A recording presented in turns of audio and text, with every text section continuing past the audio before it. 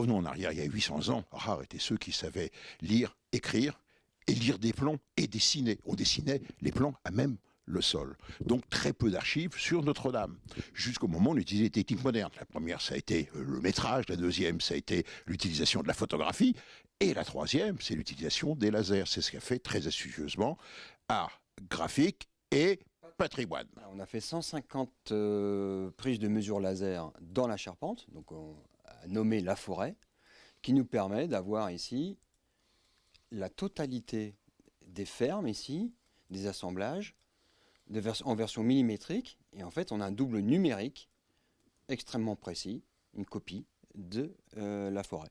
Et là, dernièrement, donc vous avez été sollicité pour à nouveau recartographier Notre-Dame après l'incendie. Exactement, pour faire une comparaison avant et après. Alors vous allez le voir ici, voilà. Donc là ici, on a la partie de la nef ici et du transept, on voit bien la chute des éléments de la voûte qui se trouvent ici jusque le cœur. Donc là on voit assez bien, ne serait-ce que sur le sol, où sont les zones de dégâts.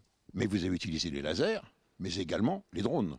Oui, on a utilisé la photogrammétrie aérienne avec des drones ce week-end pour aller relever la partie supérieure. Donc la partie supérieure qu'on appelle la partie du mur goutreau qui supporte la charpente, qui supportait la charpente.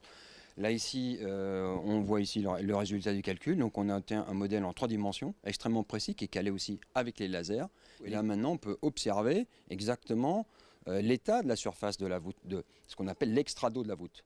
Et en fonction de cela, en comparant ces images-là et les images antérieures, vous allez pouvoir en déduire les déformations de l'édifice. Exactement, parce que forcément ça supplie des dommages, donc des déformations. Et là on va avoir une comparaison entre les maillages d'avant, maillage après, comparaison de maillage, on va avoir les déformations.